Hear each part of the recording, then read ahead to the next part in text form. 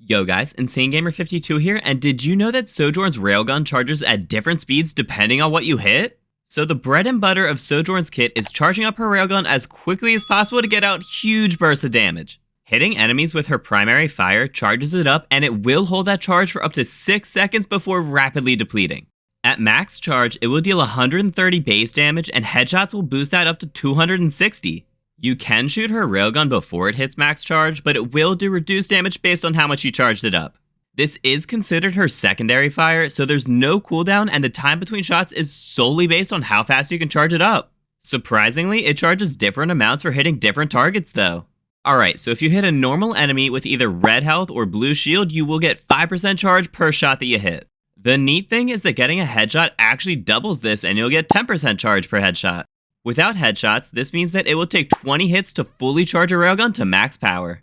In order to do this in one mag, that means that you'll need a 50% accuracy, which is pretty tough to get against most enemies. This is very difficult against non-tank enemies since Sojourn's primary fire is a projectile and not hit scan. This means that you'll need to lead your shots as targets get further away, and it's very difficult to hit fast-moving targets. With perfect accuracy, you can charge up Sojourn's railgun in 1.8 seconds with just hitting body shots against health and shields. This means that if you are an absolute demon and can hit 10 headshots without missing, you will be able to fully charge her railgun in just 0.9 seconds. You may think this would be easy to do if you just unload into a tank, but unfortunately that's not the case. Most tanks have armor, which is a yellow bar after their health, and that means that they take reduced damage before the armor is broken.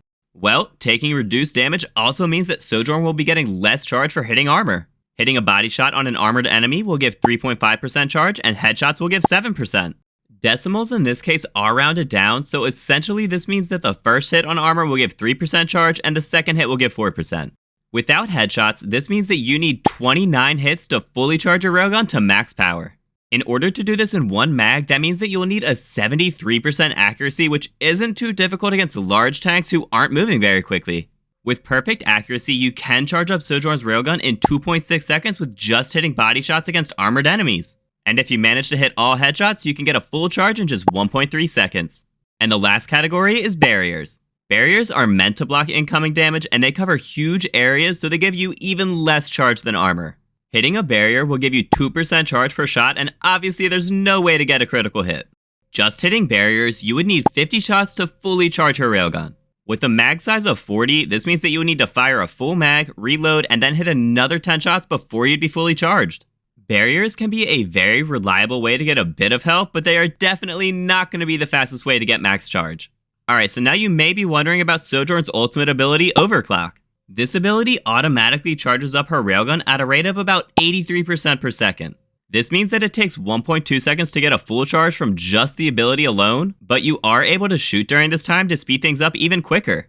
One neat thing is that while this ability is active, your railgun shots will pierce through enemies. So try to save this until you see multiple enemies all grouped together to try and get some collateral damage. This ability lasts for 8.7 seconds, which means that you can get 7 shots off with perfect timing, but usually you'll just get 6. Honestly, I think this is a great way to balance the massive damage potential behind her railgun. Giving extra charge for dealing more damage is a great way to limit railgun spam by charging up on barriers and armor tanks. And requiring you to actually hit shots in order to charge up its max damage instead of just relying on a cooldown is a neat way to add to the skill ceiling. If you found any part of this guide helpful, let me know by dropping a thumbs up. And feel free to subscribe for more in-depth guides in the future. Alright, that's all I got. I'll see you guys next time.